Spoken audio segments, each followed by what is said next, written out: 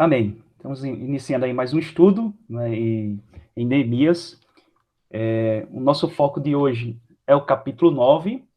Nós vamos pincelar alguns versículos também do capítulo 10, de forma que o texto ele assim, bastante extenso e, portanto, eu gostaria de fazer a leitura desses textos assim que a gente estiver apresentando as lições do texto, tá bom? O tema de hoje, quebrantamento e consagração, é um tema extremamente relevante para as nossas vidas, enquanto cristãos discípulos do Senhor Jesus, e eu acho que o capítulo 9 de Neemias é um capítulo tão riquíssimo, que nós poderíamos ensinar para as nossas crianças, né?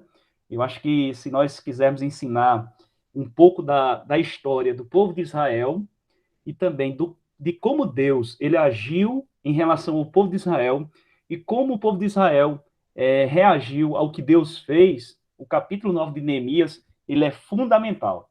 Ele expressa muito isso, o que Deus fez desde da criação, passando pelo período do Egito, né, a saída do Egito, como Deus ele começa a trabalhar no povo ali de Israel. E o primeiro ponto que eu gostaria de tratar aqui na nossa introdução é justamente fazer uma pergunta que é muito clara, às vezes a gente fica falando um pouco, né, sobre adoração, ou quase sempre falamos sobre isso, e eu gostaria de perguntar aos irmãos, né, para você, o que é adoração? O que é adoração para você?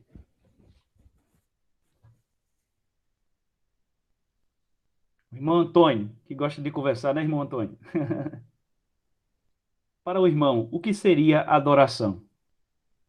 Muita adoração, pastor.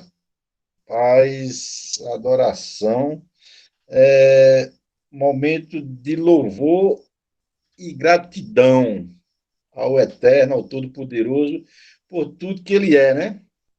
Então, aquele momento de louvor e gratidão a Deus pelo que Ele é. Amém, amém, pastor? Ok, amém. Mais alguém queria falar sobre o que é adoração, na sua visão? Tranquilo? Olha só, tem uma citação do pastor John Piper que ele fala o seguinte: Deus é mais glorificado em nós quando estamos mais satisfeitos nele. Vou repetir: Deus é mais glorificado em nós quando estamos mais satisfeitos nele. Adoração, a partir, inclusive, desse versículo, na verdade, desse trecho aí de John Piper, né, dessa citação, é mais do que um momento, né, de um culto, por exemplo. Adoração é a nossa vida. Adoração é a nossa vida. É importante pensar que quando é que Deus ele é mais glorificado? Deus é mais glorificado quando eu, você, nós estamos satisfeitos nele. Então, à medida que nós nos satisfazemos em Deus, ele está sendo mais glorificado e nós estamos o adorando. Então, se às vezes nós encontramos prazer, nós estamos satisfeitos em muitas coisas, mas não encontramos o prazer necessário em Deus. Nós não estamos satisfeitos em Deus. Tem muitas pessoas que gostam do que Deus pode oferecer, mas não querem verdadeiramente a Deus. Tem muitas pessoas que querem a bênção, mas não querem o Deus da bênção. Isso significa dizer que, na verdade, muitas pessoas elas não são verdadeiras adoradoras. Inclusive, o Senhor Jesus, lá em João, no capítulo 4, ele falando àquela mulher samaritana, ele expressou muito bem de que Deus procura os verdadeiros adoradores. Aonde é que estão os verdadeiros adoradores? Não é no Monte Gerizim, não é no Monte Sião, não é em um lugar específico, mas os adoradores verdadeiros adoram a Deus, adoram o Pai, em espírito e em verdade. Portanto, adoração é um tema que justamente vai estar presente aqui no capítulo 9 de Neemias, quando o povo de Israel, que voltando ali, depois de tanta luta, depois da reconstrução dos muros, né? Depois daquele momento maravilhoso que nós falamos na aula passada, né? No estudo passado, do capítulo 8, deles estarem estudando as escrituras, de estarem ouvindo as escrituras, de estarem praticando as escrituras. E aí o capítulo 9 vai mostrar justamente como aconteceu a partir do momento que eles começaram a reestudar, a ouvir novamente as Escrituras. As Escrituras Sagradas, elas são poderosas para que possamos, assim, transformar toda a nossa vida, toda a nossa história. E eu gostaria de compartilhar justamente um trecho aqui, um vídeo curto, devocional, acerca justamente desse capítulo 9 de Neemias, cujo tema principal é realmente essa questão da adoração, certo? Então, eu vou compartilhar aqui nessa outra tela.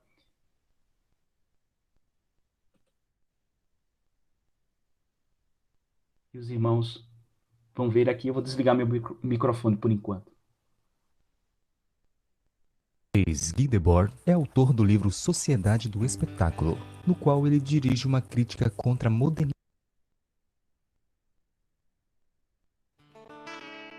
O pensador francês Guy Debord é autor do livro Sociedade do Espetáculo, no qual ele dirige uma crítica contra a modernidade, identificando os indivíduos que preferem a imagem e a representação do que o realismo concreto e natural, preferem a aparência do que o ser, gostam mais da ilusão do que a realidade. Tal crítica ainda é bem atual. Em nossos dias, nossa sociedade ainda vive em torno do espetáculo, no qual a grande massa se realiza em se sentar para assistir a algum bom show.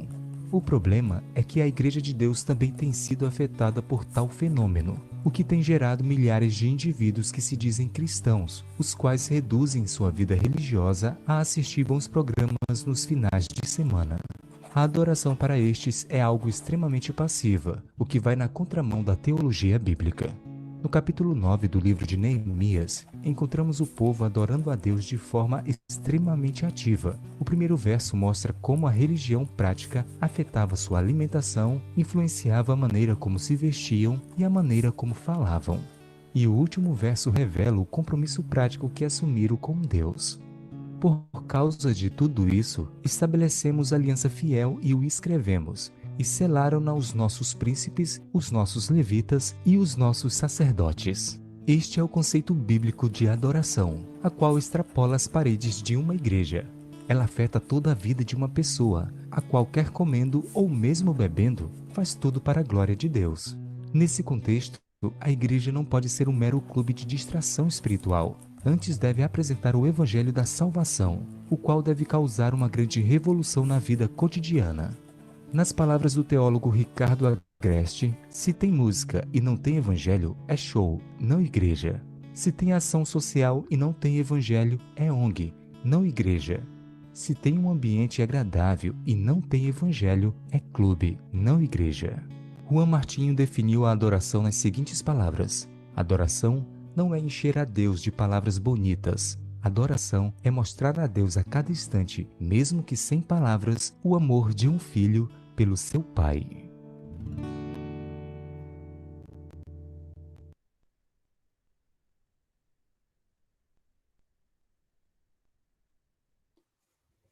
Interessante, né, irmãos?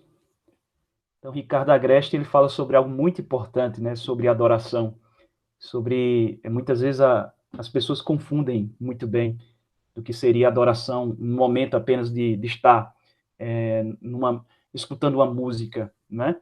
Mas adoração é a nossa vida deve ser uma vida de adoração a Deus, né? E que, portanto, assim que nós venhamos a cada vez mais conhecer a Deus, quando nós estivermos mais satisfeitos nele, em tudo que nós fizermos, seja no trabalho, seja na nossa casa, seja na igreja, seja, enfim, fazendo qualquer outra coisa, nós estaremos adorando a Deus, não num ambiente específico, mas em todo e qualquer lugar. Ainda nessa introdução, nós podemos perceber justamente nesse capítulo 9 e 10 que o livro de Neemias, né, narrando verdadeiramente, ele descreve um arrependimento nacional, ou seja, todo o povo ele se arrepende diante de Deus, dos seus pecados, e eles fazem um estabelecimento de um novo pacto de fidelidade, como foi colocado no vídeo no final no versículo 38 do capítulo 9. Então, eles fazem um juramento de fidelidade ao Senhor, dizendo que eles vão fazer a partir de então. Então, há arrependimento, e esse arrependimento, ele gera justamente motivações para cumprir diante de Deus aquilo que, na verdade, eles fizeram enquanto aliança. Portanto, nós temos corações quebrantados, nós temos vidas consagradas, e tudo isso leva a uma verdadeira adoração, uma adoração contagiante, não é? Então, havia corações quebrantados, havia vidas consagradas, e tudo isso levou a uma contagiante adoração. E, atualmente, nós podemos perceber, como nessa introdução eu coloquei aí, muitos eventos que atraem muitas pessoas, né, e levam, muitas vezes, as pessoas ao delírio, e levam as pessoas, muitas vezes, a se exaltarem. Porém, o que faz a diferença em tudo o que nós viemos a fazer é o quebrantamento do nosso coração, é a nossa consagração ao Senhor.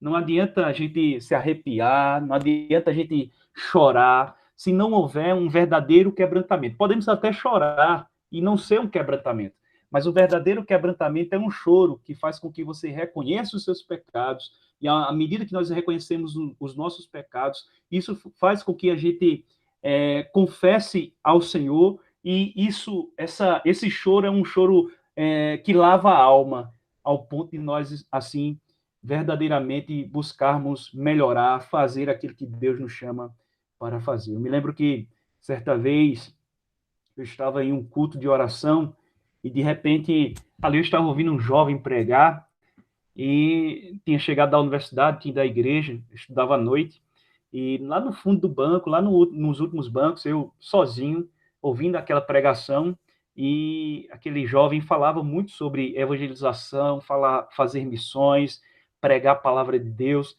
e naquele instante, a palavra de Deus, ela tocou no meu coração de uma forma muito especial, ao ponto de eu me perguntar, da seguinte forma: o que estou fazendo para Jesus? O que é que eu estou fazendo para ti, Senhor? E ali aquelas palavras começaram a arder no meu coração, ao ponto que eu comecei a chorar, quebrantado realmente ali naquele culto. E isso me levou a fazer mais por Cristo. Isso me levou a, durante aquela semana, ficar pensando: Senhor, onde tu queres me usar? Onde tu queres me usar? E a partir daquele momento, Deus me levava à evangelização nos hospitais, e foi assim que eu fiz, né? Comecei um trabalho no hospital da FAP, na ala de cancerosos. Passei muitos anos ali evangelizando naquele lugar. Outros irmãos foram contagiados com isso também, começaram a ir, e de repente eu vi muitas coisas acontecerem ali naquele hospital, para a glória de Deus. Mas tudo isso partiu de um momento de quebrantamento e da palavra de Deus que rasgou o meu coração. Portanto, o que faz a diferença não é os equipamentos, não são os melhores equipamentos de som, não são os melhores equipamentos de mídia, no sentido geral. O que faz a diferença são as nossas vidas consagradas. Eu já falei, acho que em outro momento, né? Acho que semana retrasada, né? No livro O Poder através da Oração, de E.M. Bolds, que ele diz assim, que Deus não está procurando melhores métodos, melhores estratégias. Deus está procurando homens, e homens de oração. Então, isso é extremamente importante para que nós venhamos a fazer aquilo que Deus nos chama para fazer. Portanto, a primeira lição, eu gostaria de falar de 4 lições nessa noite. A primeira lição é essa daí: reconhecimento dos pecados cometidos. Segunda lição, consciência da misericórdia do Senhor. A terceira lição, arrependimento e atitude. E, por fim, adoração sincera. Tá bom? Então, essa primeira lição se encontra no versículo 1 e 2 do capítulo 9.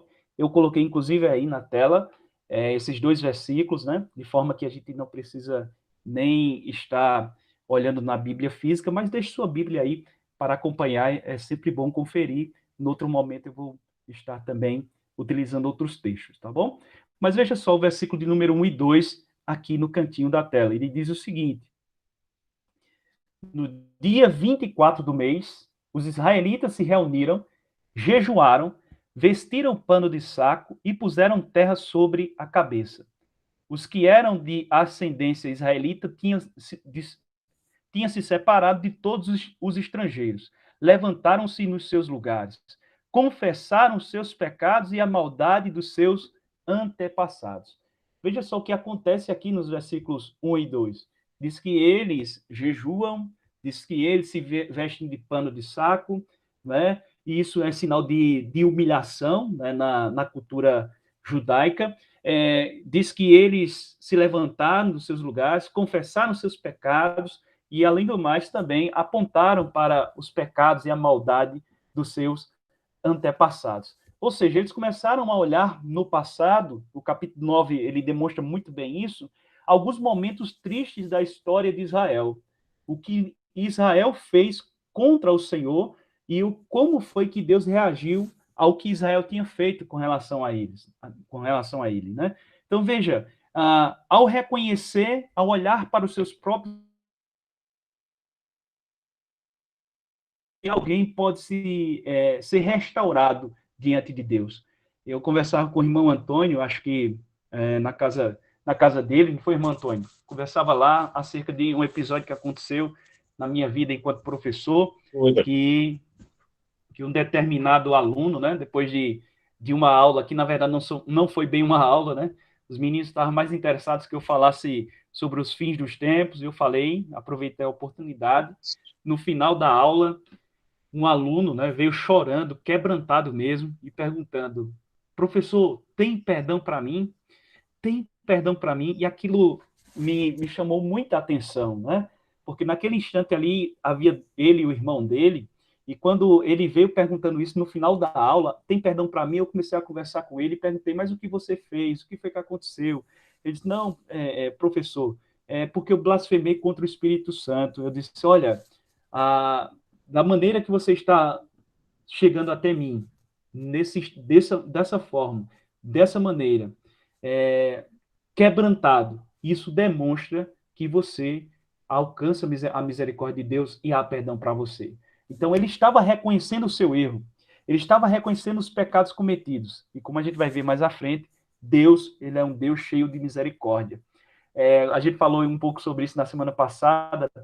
Por trás da cara carrancuda de Deus existe realmente um olhar de misericórdia, de amor, que nos ama, sua bondade, sua misericórdia. Às vezes a gente tem criado uma imagem de um Deus carrasco, de um Deus, né, que se ira. É verdade que ele se ira, mas a gente não pode perder a perspectiva de que Deus, ele é misericordioso, de que Deus, ele é bom, de que Deus, ele é maravilhoso e que ele se utiliza de muito, muito da história para demonstrar justamente esse seu amor para conosco. Então, o primeiro ponto que o povo de Israel fez ali, o povo que estava junto com Neemias, é que eles reconheceram os pecados cometidos e recordaram alguns momentos tristes da história de Israel, que se encontra aqui nos versículos 17, 18, 26 e 29. Eu gostaria de apresentar esses versículos aqui para que a gente pudesse perceber o que Deus há de falar, tá bom? Então, vou colocar aqui na tela, só um instante, os versículos 17, 18, 26 e 29. Vou apresentar aqui para os irmãos nessa tela aqui, ó. Olha o versículo 17 do capítulo 9. Diz aqui, ó. Deixa eu colocar minha ferramenta aqui. Diz assim, ó. 17 e 18. Esses dois versículos aqui, a princípio, diz: eles se recusaram a ouvir-te e esqueceram-se dos milagres que realizaste entre eles. Tornaram-se obstinados e, na sua rebeldia, escolheram um líder a fim de voltarem à sua escravidão. Mas tu és Deus, é um Deus perdoador, um Deus bondoso e misericordioso, muito paciente e cheio de amor. Por isso, não os abandonastes, mesmo quando fundiram para si o ídolo na forma de bezerro e disseram: este é o seu Deus que os tirou do Egito. Ou quando proferiram blasfêmias terríveis. Olha só ainda o que é que o povo de Israel fez, né? E que eles reconheceram. Que eles reconheceram. O versículo 26 aqui, ó. O versículo 26 diz ainda sobre o que o povo de Israel cometeu, as maldades do povo de Israel no passado. Mas foram desobedientes e se rebelaram contra ti, deram as costas para a tua lei, mataram os teus profetas, que os tinham advertido que se voltassem para ti, e te fizeram ofensas detestáveis. E o versículo de número 29 diz ainda, para encerrar essa parte aqui, diz: tu os advertistes que voltassem à tua lei, mas eles se tornaram arrogantes e desobedeceram aos teus mandamentos, pecaram contra as tuas ordenanças, pelas quais o homem vive e se lhes obedece. Com teimosia te deram as costas, tornaram-se obstinados e recusaram-se a ouvir-te. Então veja que o povo de Israel, em vários momentos aqui, né, na história dele, fez coisas terríveis contra Deus.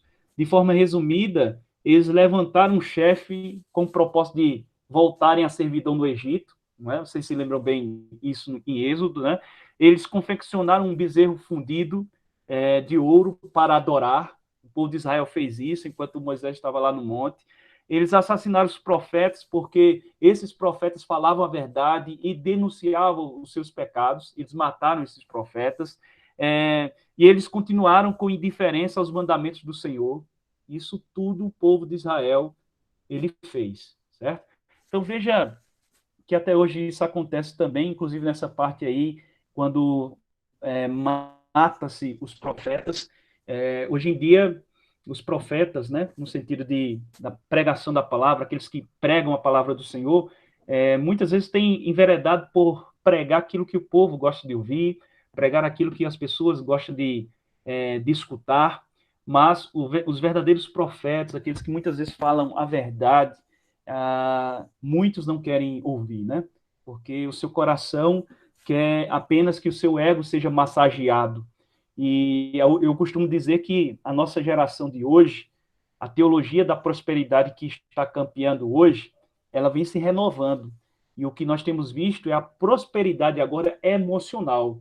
São pastores que parecem mais coach, que pregam lá no YouTube, que anunciam a palavra, mas apontando apenas para a questão emocional e dizendo que aquela pessoa é a pessoa mais importante do universo, fazendo com que mexa no ego dela, mas ao mesmo tempo não denuncie o pecado daquela pessoa. Só através do reconhecimento dos pecados cometidos é que pode haver uma transformação na vida de qualquer ser humano. Foi assim na minha vida, foi assim na sua vida, sem dúvida nenhuma. Quando nós reconhecemos quem nós éramos, quando nós reconhecemos os nossos pecados, o que nós já tínhamos feito diante de Deus, aí sim Deus começou a operar uma grande obra nas nossas vidas.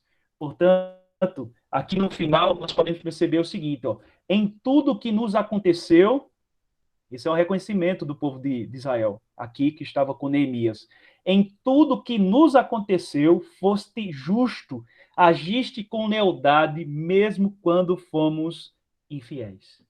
Mesmo quando fomos infiéis. Isso está no versículo 33. Então, mesmo o povo agindo dessa maneira, abandonando o Senhor, fazendo bezerro de ouro, querendo líder para voltar ao Egito, em tudo que nos aconteceu, foste justo, agiste com lealdade, mesmo quando fomos infiéis. É assim também na minha e na tua vida. Uma outra lição importante que nós podemos aprender com esse texto de Neemias, capítulo 9, principalmente, é que eles tiveram a consciência da graça e misericórdia do Senhor. A ênfase, justamente nesse capítulo 9, é na misericórdia e graça do Senhor, e que se estendem em 3 eventos importantes da história da teologia bíblica. Mas antes de falar sobre esses 3 eventos, é importante nós destacarmos aqui os termos graça e misericórdia. Falamos muito sobre misericórdia, falamos muito sobre graça. Nós sabemos muito bem que graça é o favor imerecido, ou seja, quando Deus concede algo sem a pessoa merecer. Isso é graça. E misericórdia é o contrário. É quando Deus deveria fazer algo e ele não faz, ele decide perdoar. Então, graça, Deus concede algo a quem não merece. E misericórdia Deus deixa de fazer quando nós assim merecíamos. Por exemplo, nós merecemos o inferno. O homem nasceu nos seus pecados, nasceu no pecado. Como diz lá em Romanos 3:23, que todos pecaram e destituídos estão da glória de Deus. Todos nós somos pecadores. Todos nós nascemos com a semente do pecado. Todos nós somos filhos de Adão. Filhos do velho Adão. E justamente o que nós merecemos é inferno. mas pela misericórdia de Deus, ele assim não faz, mediante arrependimento, mediante a obra salvífica de Jesus Cristo na cruz do Calvário, e no momento que nós, assim, aceitamos essa tão grande obra que Deus fez através de seu Filho Jesus Cristo, né? Somos justificados pela fé. Então, Deus derramou misericórdia, Deus derramou graça, e isso o povo que estava ali com o Neemias, eles reconheceram. Isso fica muito claro nos versículos 6, nos versículos 7, 8, nos versículos 11, 15, 21 a 25, versículos 27 e 28. Eu gostaria de apenas ler aqui alguns e comentar. Não vou apresentar na tela aí, mas eu vou ler alguns e comentar. Olha só o reconhecimento que eles tiveram de Deus, o que Deus fez desde o início. No versículo 6 diz assim, ó, é interessante que começa uma oração, eles começam a bendizer o Senhor, versículo 6, né? Aí eles dizem assim, só tu és o Senhor, só tu és o Senhor, fizeste o céu dos céus e todo o exército, o seu exército, a terra e tudo que nela há, os mares e tudo que há neles. Tu conservas a todos com vida e o exército dos céus te adora. Então, eles começam a, justamente nessa oração, perceber que Deus, os atos de misericórdia de Deus, demonstrando ali para o povo de Israel, começa desde a criação. Deus cria todas as coisas, os céus, a terra, e ainda ele traz a providência, porque ele conserva. Ele é um Deus criador, mas é um Deus também sustentador, que conserva. E aí eles começam a falar também do ato de eleição de Abraão e a aliança que ele estabeleceu com Abraão, mediante justamente aquele chamado que ele teve, né? O versículo 7 diz assim, se você tiver com sua Bíblia aberta, aí no capítulo 9 de Neemias, diz assim, tu és o Senhor, o Deus que escolhestes Abraão, e o tiraste de Ur dos caldeus, e lhes puseste por nome Abraão, né? Primeiro Abrão, né? Depois Abraão. Então veja, o versículo 8, o que é que diz? Achaste o seu coração fiel diante de ti, e com ele fizeste aliança, para dares à descendência dele a terra dos cananeus, dos heteus, dos amorreus, dos ferezeus, dos jebuseus e dos girgazeus, e cumpriste as tuas promessas, porque és justo. Então, Deus demonstrou a sua misericórdia, Deus demonstrou a sua graça no ato de eleição de Abraão e a aliança que ele estabeleceu para com Abraão, e todos nós que somos filhos de Abraão. E também Deus, eles reconheceram, eles tiveram a consciência dessa graça e misericórdia de Deus nos atos divinos na história do povo como um todo.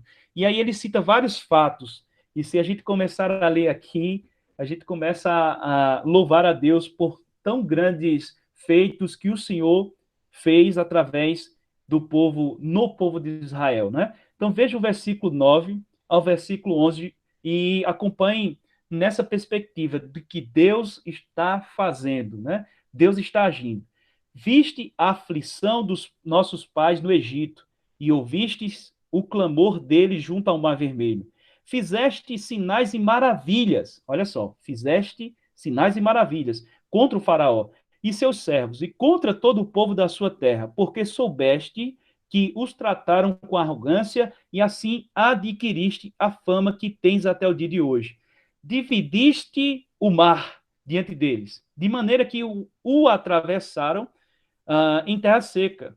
Lançaste os seus perseguidores nas profundezas, como uma pedra nas águas impetuosas. Tu os guiastes, versículo 12, né, já.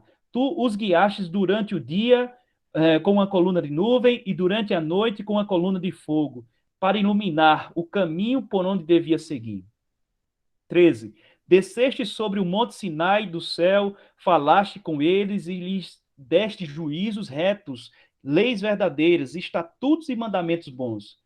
Tu lhes deste a conhecer o teu santo sábado e lhes destes mandamentos, estatutos e lei por meio de teu servo Moisés.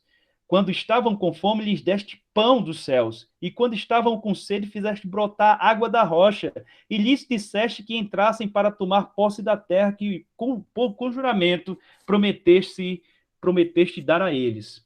Versículo 16 diz, porém, eles, os nossos pais, se tornaram arrogantes e teimosos e não deram ouvidos aos teus mandamentos. Então, são vários versículos aqui do capítulo 9 que vai mostrando o que Deus fez na história de Israel. E o que é interessante é que diz assim: tu conservas, tu escolhestes, tu pusestes, fizeste sinais maravilhas, dividiste o mar, tu os guiastes, desceste sobre o monte Sinai, tu lhes deste a conhecer o santo sábado, lhes deste pão dos céus, fizeste brotar água da rocha. Então, que reconhecimento nessa oração da graça maravilhosa do nosso Deus. O versículo de número 21, eles ainda dizendo assim, ó: durante 40 anos tu os sustentaste no deserto e nada lhes faltou. As roupas que eles usavam não envelheceram e os pés não ficaram inchados. Que coisa maravilhosa, né, irmãos? Ainda ele continuou, versículo 22 a 25. Também lhes destes reinos e povos cujas terras repartistes entre eles. Assim conquistaram a terra de Seom, rei de Esbom, e a terra de Og, rei de Bazã. Multiplicaste os seus filhos como as estrelas do céu e os trouxestes à terra, que tinham prometido aos seus pais, dizendo que nela deveriam entrar. Os filhos deles entraram e tomaram posse da terra, subjugaste diante deles os moradores da terra, os cananeus os entregaste nas mãos deles, com os reis e os povos da terra, para fazerem com eles o que bem quisesse. Versículo 25 ainda diz: conquistaram cidades fortificadas e terra fértil, tomaram posse de casas cheias de todo tipo de coisas boas, cisternas cavadas, vinhas e olivais e árvores frutíferas em abundância. Comeram, se fartaram, engordaram e viveram em delícias pela tua grande bondade. E para finalizar, o versículo 27 e 28 diz assim: por isso tu os entregaste nas mãos dos seus inimigos que os oprimiram, mas no tempo da sua angústia clamaram a ti dos céus, tu os ouviste, e segundo a tua grande misericórdia, lhes deste libertadores que os salvaram das mãos dos que os oprimiam. Está falando do período do cativeiro babilônico. Versículo 28. Porém, quando se vinham em descanso, tornavam a fazer mal diante de ti, e tu os abandonavas nas mãos dos seus inimigos, para que os dominasse sobre eles. Mas, quando se converteram e clamaram a ti, tu os ouvistes dos céus, e segundo a tua misericórdia, os livrastes de muitas vezes. Os livraste muitas vezes.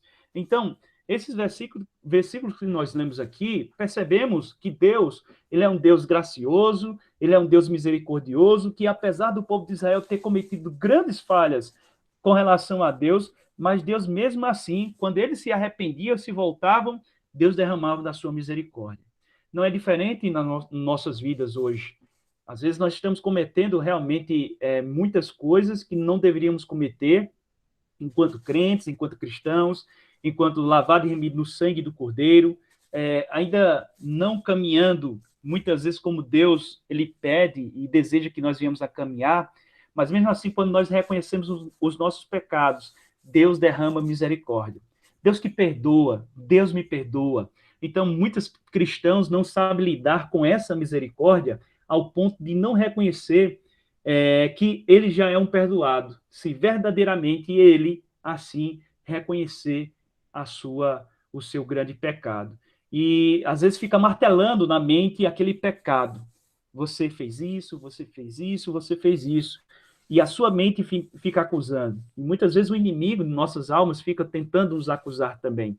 Mas, diante de todas essas coisas, nós devemos reconhecer que se nós clamarmos ao Senhor, Ele é misericordioso, Ele é bom, Ele é gracioso, e Ele pode, sim, perdoar, mais uma vez, os nossos pecados, assim como Ele fez com o povo de Israel. Então, esses versículos que nós lemos aqui do capítulo 9, desde o versículo 6, mostram uma oração magnífica. Como eu falei, essa oração, se nós pudéssemos dizer assim, qual é o texto que resume um pouco do que Deus fez na história do povo de Israel? Leia Neemias 9. Leia Neemias 9. Resume muito bem dos atos de Deus na história. Veja que eles reconheceram que era Deus que estava fazendo isso. Às vezes nós estamos não reconhecendo o que Deus está fazendo ainda na história. A terceira lição que nós podemos aprender com esse texto é a atitude de arrependimento do povo de Israel. Eles se arrependeram. E o arrependimento sincero, ele é acompanhado de atitude. Não adianta eu dizer assim, eu estou arrependido se eu estou fazendo as mesmas coisas. Não adianta eu dizer que sou arrependido, mas eu continuo a viver nas mesmas práticas. Mas o que demonstrou verdadeiramente que o povo de Israel estava arrependido foram as atitudes deles. O que eles fizeram depois. É isso que demonstrou, de fato, que eles estavam arrependidos.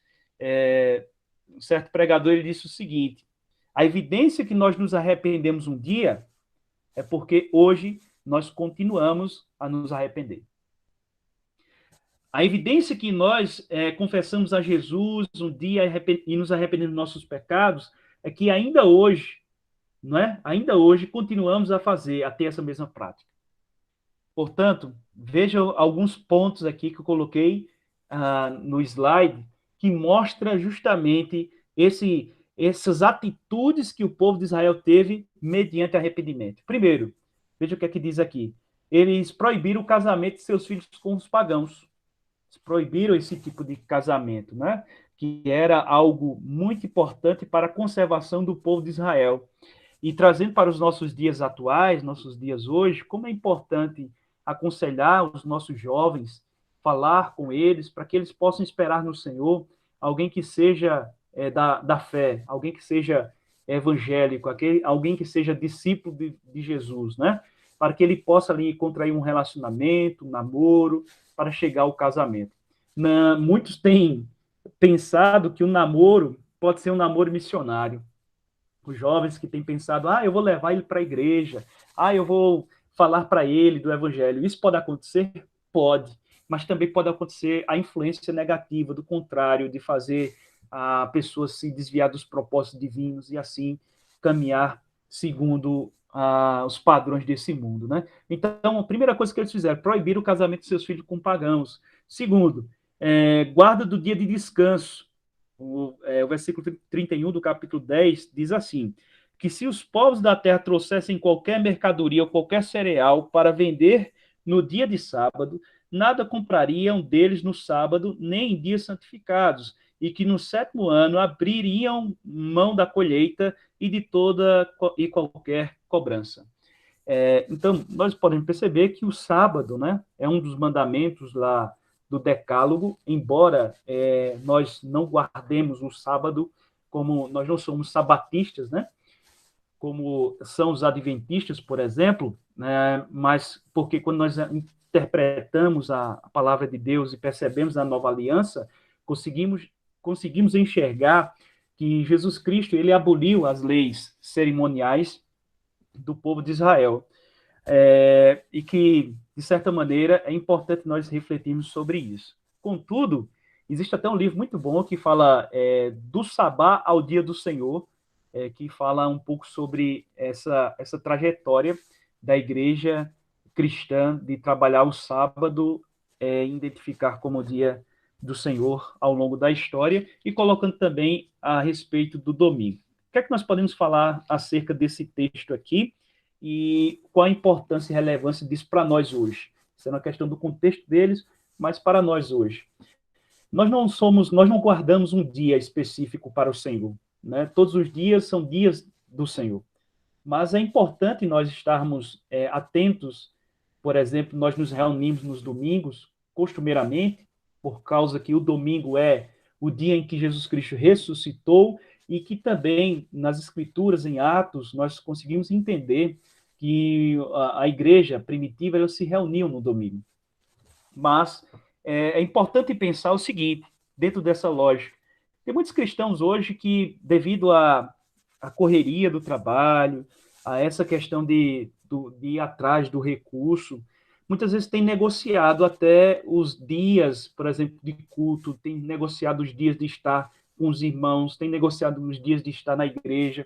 Então, quando sobrar um tempinho, aí eu vou na igreja. Quando sobrar aquele tempinho, aí eu vou estar lá.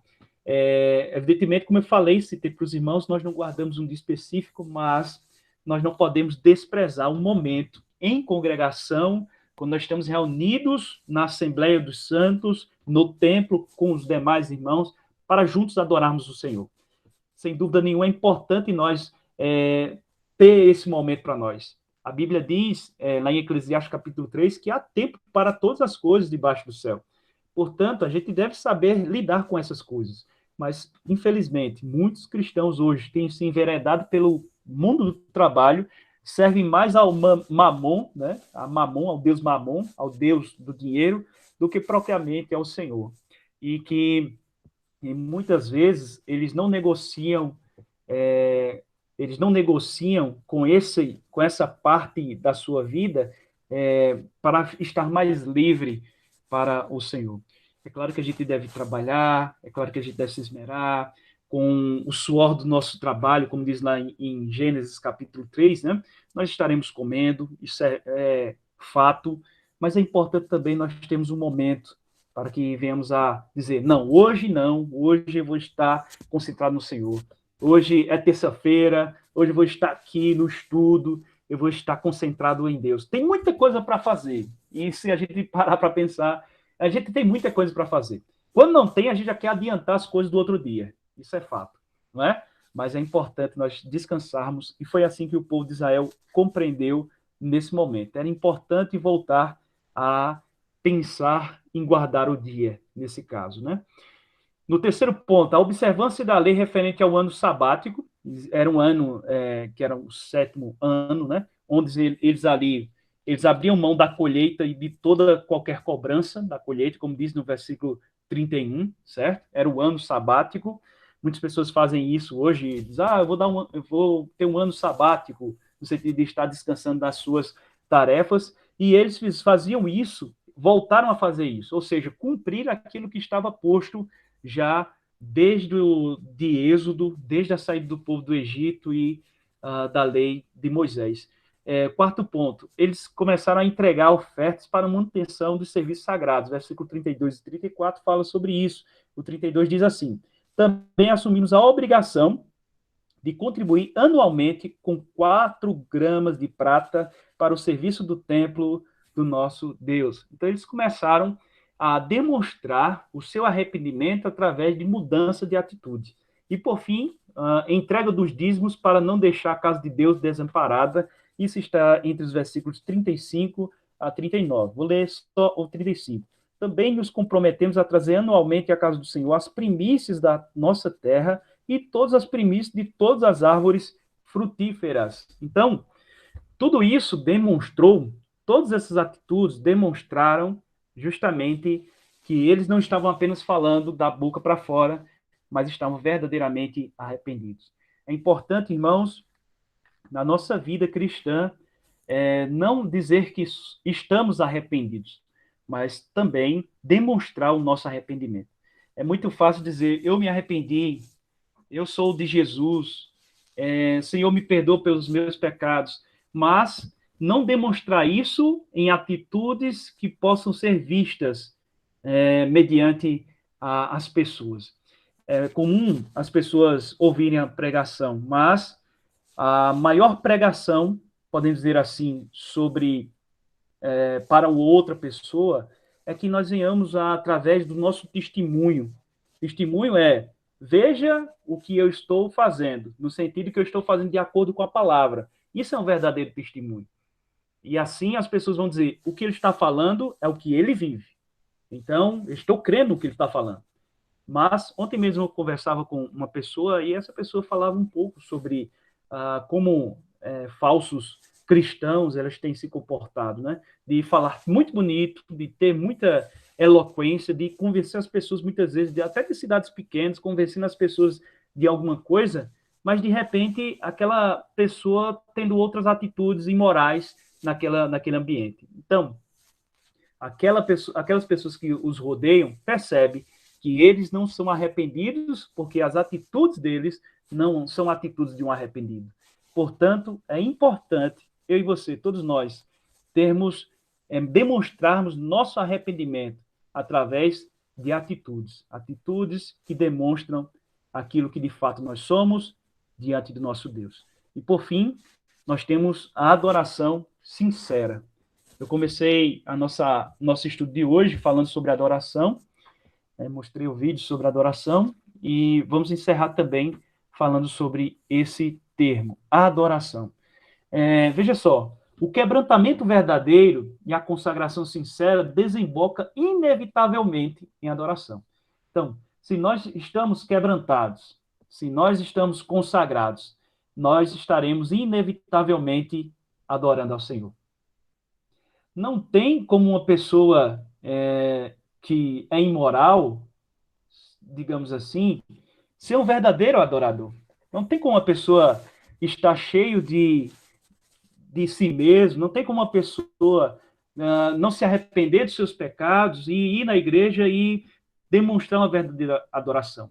Ele pode até enganar as pessoas que estão ao redor, mas não engana ao Senhor. A nossa adoração só tem validade diante de Deus quando é fruto de corações quebrantados. É isso que Deus vê. O coração quebrantado e contrito, Deus não despreza. Então, existem pessoas que adoram ao Senhor de diferentes formas. Aquelas pessoas mais exaltadas, aquelas pessoas mais tímidas, pessoas mais em silêncio, às vezes pessoas que choram, né? Às vezes pessoas que não desce nenhuma lágrima, mas está com o coração sincero e contrito. Existem N formas de demonstrar isso diante de Deus, mas quando nós estamos de fato arrependidos, quando estamos quebrantados e consagrados ao Senhor, a adoração, ela formoseia até o nosso rosto. O nosso rosto é diferente, o nosso falar é diferente, o nosso riso é diferente, e isso é demonstrado porque eles estão aqui, o povo de Israel, no capítulo 9 de Neemias, versículos 5 e 6. Olha o que é que eles disseram aí na palavra. Levantem-se e louvem o Senhor, o seu Deus, que vive para todo sempre. Bendito seja o teu nome glorioso. A tua grandeza está acima de toda expressão de louvor. Só tu és Senhor. Fizeste os céus e os mais altos céus, e tudo que neles há, a terra e tudo que nela existe, os mares e tudo que neles existe. Tu deste vida a todos os seres, e os exércitos dos céus te adoram.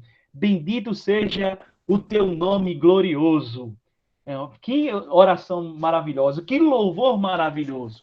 Eles se reuniram naquele momento para, diante de Deus, confessar os seus pecados. Isso está claro no versículo 1 e 2 do capítulo 9. E no versículo 5 e 6, eles levantam a voz. Eles levantem-se, louvem o Senhor. Louvor ao Senhor deve ser algo presente nas nossas vidas. O salmista, no Salmo 34, Davi diz: louvarei ao Senhor em todo o tempo, o seu louvor estará sempre nos meus lábios. Que, de fato, o louvor ao Senhor esteja sempre nos nossos lábios. Não a murmuração, não a angústia, não o questionamento, mas sim que nos nossos lábios esteja verdadeiramente o louvor ao Senhor. Que possamos dizer palavras como essa de adoração: bendito seja teu nome glorioso.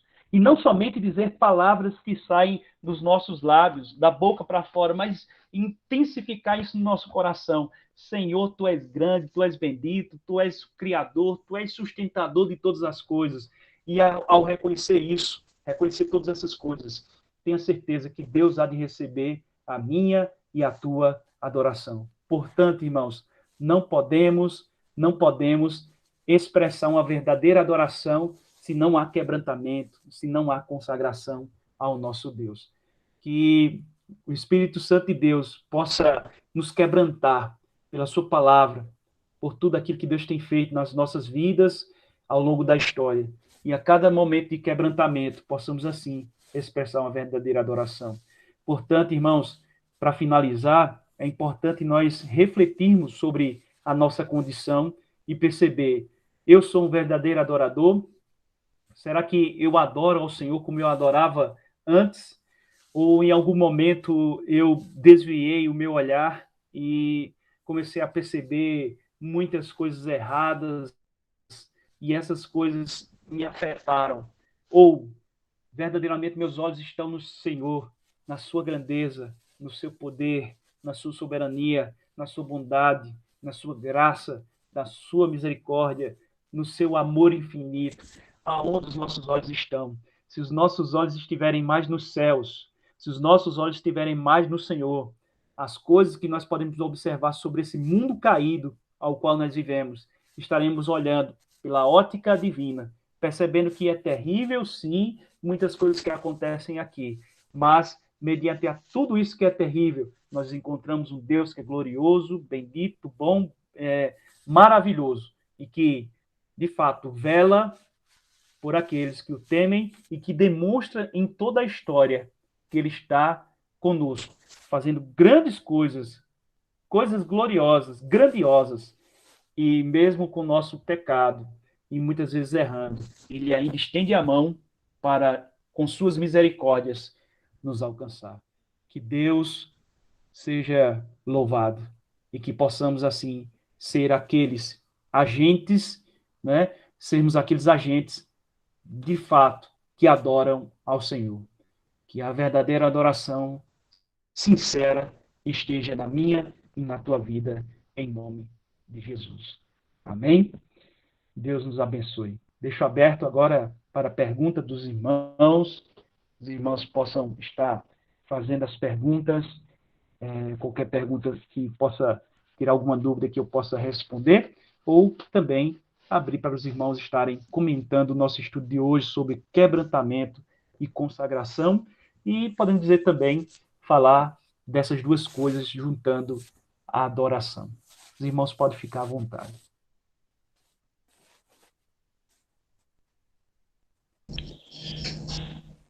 Amém, pastor, amém. Rapaz, com bênção de Deus o estudo, uma bênção, tem muito a capacitar o povo de Deus, os ensinamentos do pessoal do passado, a nós tomar como prática para nós hoje, dentro da palavra. Não tem meio a tudo isso, pastor, que precisamos de quebrantamento, de tudo isso, adoração. Isso só pode vir por meio da palavra pregada na essência. Eu creio ainda em meio a tantas coisas que tem aí, tantos evangelhos fast food, tanto evangelho furado, mas eu ainda creio num remanescente do qual Deus tem aqui na terra, chamada de igreja remida e lavada pelo sangue do Cordeiro, pelo qual esses ainda prega o verdadeiro evangelho, aquele que penetra juntas e medula. Então, para que nós tenhamos um bom quebrantamento sincero, quase não sai, sincero, digno, só por meio das escrituras. Tanto líder, eu digo assim, pastor, que nós, ao lermos a palavra de Deus para outra pessoa, temos que ler logo ela contra nós, mostrando nossos erros, nossas falhas e o nosso pecado, para depois expressar para outro. Então, todo quebrantamento sincero, honesto, ela só vem por meio do Evangelho. É tanto que Paulo diz: eu não me envergonho do poder de Deus, né? Do seu Evangelho, que é o poder de Deus para quebrantamento, transformação, restauração e, além de tudo, salvação, de uma vida digna e tranquila debaixo da graça. Porque nesse sistema do qual nós estamos inseridos, temos muitos dissabores, mas sabendo que nosso coração e o nosso olhar tem que estar onde? Nos céus de glória. Temos que andar com os pés na terra e a cabeça no céu. Amém, amém, pastor. É isso mesmo, irmão. Isso mesmo. É algo muito interessante que o irmão frisou aí, né, acerca da adoração, e que ela só vem mediante a pregação genuína da palavra de Deus. Nós sabemos que, de fato, se não houver pregação, não vai haver transformação. E os avivamentos na história, quando nós estudamos a história dos avivamentos da igreja, todos eles foram precedidos de quê? Pregação genuína da palavra. Então, quando há pregação genuína da palavra, e o Espírito Santo ali vem sobre aquele povo, como foi aqui um arrependimento nacional, aqui nesse aspecto de Neemias, há um arrependimento nacional, há um avivamento aqui. Eles estão no capítulo 8 justamente fazendo o quê? Ao redor da palavra. E no momento que eles escutaram a palavra, eles começaram assim a se quebrantar e se consagrar ao Senhor, e isso foi normalmente trazendo uma expressão de uma verdadeira adoração. Então, tudo isso está muito adequado ao que o irmão falou aí, de fato. Somente há uma verdadeira adoração, um quebrantamento, mediante a palavra pregada na sinceridade do evangelho puro e simples, como diz John Stott, né? O evangelho é puro e simples. E esse evangelho é que transforma mais do que qualquer outra coisa na face da terra. Amém. Louvado seja Deus. Mais alguém gostaria de falar nessa noite? Tranquilo? Mais alguma participação? Ficou claro? Louvado seja Deus. Louvado seja Deus. Irmã Yara. Graça e paz mais uma vez aos irmãos. O estudo Amém. maravilhoso, né? A palavra do Senhor tem nos ensinado bastante. Que nós venhamos a cada dia, né? Nas nossas orações, através das nossas orações, rogar a Deus, né? Para que nós venhamos ter a cada dia, né? Um coração quebrantado diante dele e que ele venha nos fortalecer a cada dia para buscar as escrituras dele, porque através da palavra, como o irmão Antônio Marcos falou, como o senhor pastor falou, é que há, né, quebrantamento. E eu só tenho, é o que eu tenho a dizer. É um estudo muito bom mesmo. A gente só tem a aprender cada dia mais.